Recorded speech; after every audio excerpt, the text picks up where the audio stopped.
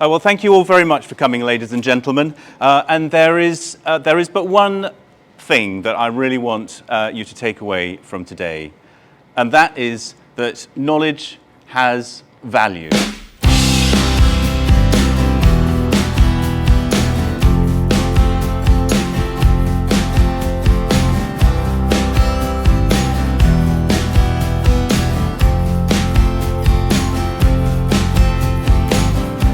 Nitrogen-efficient plants for climate-smart arable cropping systems. It's a £5.9 million 4-year research programme involving 200 UK farms. We've got 17 project partners. We're going to be recruiting up to 40 Pulse pioneers.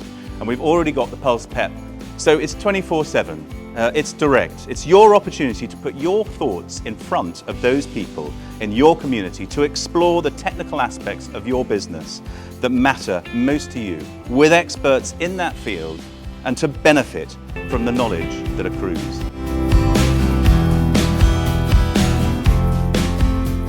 I'm sitting here with Tom Wilkinson from ADAS. So the interesting thing from my point of view about PulsePEP is that it's about bringing that knowledge that farmers have out into the where it belongs really, and building a knowledge base. PulsePEP has got two different aspects, hasn't it? So, you've been working on your aspect of PulsePEP, so tell me a bit more about that. Yeah, of course, yeah. So PulsePEP stands for Pulse Performance Enhancement Platform, and I guess there's a few different aspects to that. There's the knowledge side of things. There's also the PulsePEP community that we're trying to build as part of the NCS project. So a community of farmers interested, farmers, industry, and researchers interested in pulses, their growth, their use. And then we want to support that through kind of digital platforms. So as you mentioned, we've got the PulsePEP and how that resides on FarmPEP. And then we've also got PulsePEP on the Farming Forum as well, which is led by Boffins. PulsePEP on the FarmPEP is taking a bit of a higher level. It's indexing resources, it's connecting across different organisations, it's highlighting people that you might want to get in touch with. And then the Farming Forum is, I guess, a much deeper level of discussion. Yeah, well, on the Farming Forum, what I hope is going to develop anyway is discussions, bring out that farmer knowledge. You know what it's like, at events such as this, you get farmers coming up to you saying, well, I've been trying growing peas with beans, for example, or I've been doing some intercropping, or I've been trying different nutrition programs and things. And it's that element that we want to get out. It's that knowledge that people have built up for the experience. And I've always viewed FarmPEP as you say, the knowledge base, if you like. How have you been gathering that knowledge? A lot of it is we want to take information from projects that's going on. There's so many different projects, and they all have their own websites, and they all put it out. And it's all really useful information, but you often have to dig through their project web pages, or we have to go to Google to find those outputs.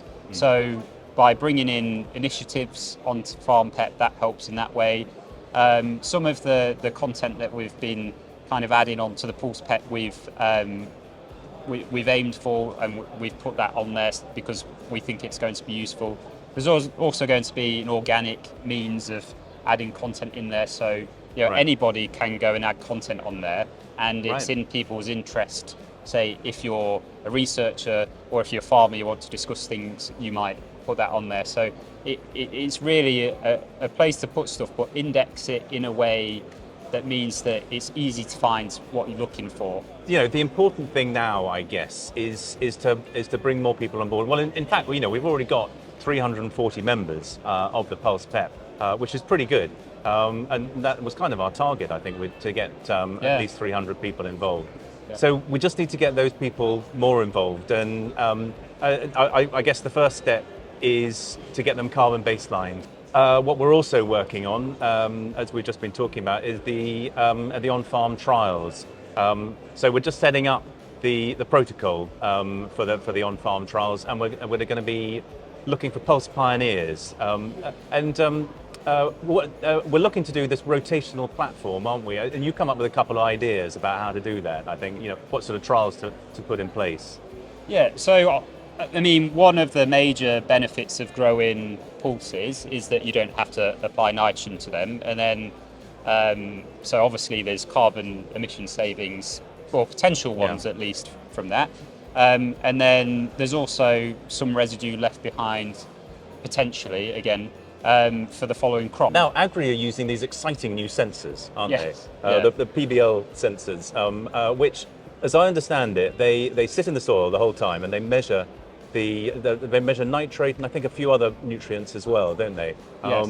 That's going through the soil. It gives you a really, really good idea of the what nutrients are going through your soil. What we're trying to do, I think, is tie in the small plot trials to the farmer-led trials that we'll be doing. So, I mean, we're not going to be able to roll out a sensor to all the farmers, unfortunately. But what we can do is offer a few proxy measurements, soil mineral nitrogen, I think, and those sorts of things. Oh, and also by joining the yen. Yeah. So if we do these rotational platforms, which is whereby the simplest way, we ask people to split a field or take adjacent fields. And then monitor them in the first year, and then in the second year we'll ask them to take that field and crop it entirely in a cereal crop, most likely.